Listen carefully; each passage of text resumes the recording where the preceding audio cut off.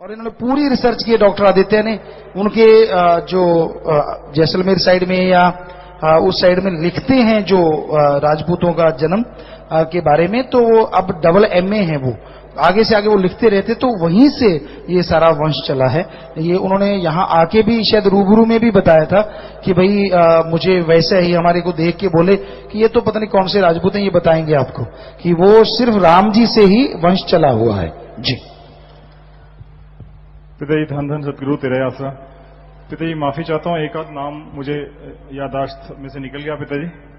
लेकिन आप जी की रहमत से जब ये रिसर्च करनी शुरू की तो वही बात थी पिताजी, जैसे आप जी रूहानियत की मिसाल बताते हो कि जैसे नदी में से एक मछली ने सुई निकाल के दे दी थी पिताजी। हमारे बस की कोई बात नहीं थी और आप जी करण करावन हारो, और वो जो कड़ियां हैं इस तरह से जुड़ती चली गई कि अब इतिहासकार भी उसको मान चुके हैं कि उसको रिफ्यूट नहीं किया जा सकता। पिताजी, महाराणा प्रताप ने अपने समय में, महाराणा प्रताप सिसोदिया वंश से थे, राजपूतों के सिसोदिया वंश से, जो कि सूर्यवंशियों में सर्वश्रेष्ठ, और उनको हिंदुआ सूरज कहा जाता है क्योंकि वो श्री राम का वंश है। तो सिसोदिया वंश को हिंदुआ सूरज कहा गया है और राजपूतों में भी सबसे सर्वश्रेष्ठ माना जाता था। और इनको क्षत्रिय ही नहीं, इनको ब्रह्म क्षत्रिय कहा जाता था क्योंकि इनको क्षत्रिय होने के साथ साथ ब्रह्म ज्ञान भी था और सब भक्ति वाले थे। और महाराणा प्रताप भी बहुत भक्ति करते थे। और जो इनकी जो वंश, जब ये गद्दी शुरू हुई इस परिवार में, तो बप्पा रावल नाम के जो इनके पूर्वज थे, उनको भी हरित ऋषि नाम के ऋषि थे जिन्होंने इनकी भक्ति और इनकी सेवा से प्रसन्न होकर इनको गद्दी दी। क्योंकि जब महाभारत काल आया तो उस टाइम सूर्यवंशी थोड़े से उनके राज्य छोटे हो गए थे क्योंकि वो चंद्रवंशियों का युग था। उसके बाद से जब सूर्यवंशियों की वापसी हुई तो बप्पा रावल नाम के जो इनके पूर्वज थे वो बहुत मशहूर हैं। और सबसे पहले सिसोदिया वंश के मशहूर इतिहासकार, जो कि खुद महाराणा प्रताप से पहले के एक आध वंश से ताल्लुक रखते हैं, वो हिस्टोरियन भी हैं और वो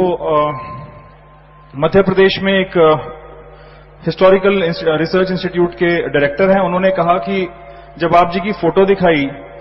जो खुले केशों वाली, तो उन्होंने कहा कि आप जी का माथा बिल्कुल बप्पा रावल से मिलता है। उसके बाद जब इतिहास का विश्लेषण किया तो महाराणा प्रताप के एक भाई थे और उनका नाम था मान सिंह। तो मान सिंह के जो बेटे थे, जिनका नाम मेरे दिमाग से अभी जहन से स्लिप कर रहा है, और उनके फिर बेटे थे जब वो यहां पे आए तो उनके जो आगे बेटे हुए फूल और संदली, और फूल के बेटा रामा और त्रिलोका। उससे जो पंजाब का जो सिद्धू वंश है, ये लिखा गया कि छठे गुरु साहब के टाइम में वहां से ये लोग नाराज होकर आए थे क्योंकि उस टाइम महाराणा प्रताप के जो पोते थे राणा अमर सिंह, उन्होंने संधि कर ली थी। तो संधि करने की वजह से, क्योंकि इन सब ने प्रण लिया हुआ था कि हम कभी इनके साथ मुगलों के साथ संधि नहीं करेंगे, तो इस वजह से नाराज होके, क्योंकि ये मानते थे कि मुगलों के साथ संधि करने से हमारा धर्म भ्रष्ट हो जाएगा। और वाकई ऐसा हुआ क्योंकि वहां से जो सिसोदिया वंश था उसका काफी वो गिरता चला गया और इतना उसका स्तर नीचे गिर गया कि वहां पे अपनी इतिहास में ऐसा प्रसंग आता है कि वो अपनी बेटी की रक्षा भी नहीं कर सके और उनकी बेटी को मजबूरन आत्महत्या करनी पड़ी। लेकिन जो ईश्वर का खेल था, तो जब ये वंश यहां पे आया तो यहां पे आके फिर से रामा मंडी के एरिया में बसे।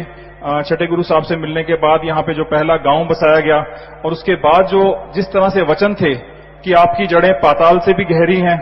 और आने वाले समय में आपके घोड़े जो हैं गंगा जी और जमुना जी का पानी पिएंगे, और बहुत सारे ऐसे वचन थे जो कि गुरु साहबानों ने भी ऐसा लिखा कि हम आपके घर का देन नहीं दे सकते। ये बहुत बड़ी बात है अगर इसको कोई सोचे, क्योंकि ये हुक्मनामे आज भी पड़े हुए हैं कि गुरु साहबानों ने ये लिखा कि हम आपके खानदान का देन नहीं दे सकते, क्योंकि ये जाहिर सी बात है कि गुरु साहबानों को भी एहसास था कि इस वंश में आप जी आने वाले हो जाए। जी, तो बात ये है कि वो सब लिखत में है, क्या है सतगुरु मौला जाने, लेकिन हमारा यह बताने का था कि वाकई सूर्य जो वंश था वो श्री राम जी से चला और वहीं से ये पीढ़ियां पीढ़ी दर पीढ़ी आगे चलते चले आए। हम तो खाकसार हैं, चौकीदार हैं और कुछ भी नहीं। सतगुरु पीर फकीर जो गुरु आते हैं वो अपने हिसाब से हर चीज लिखते हैं, कहते हैं, उनका मूल्य बहुत बड़ा होता है। सो वो अपने आप में महान होते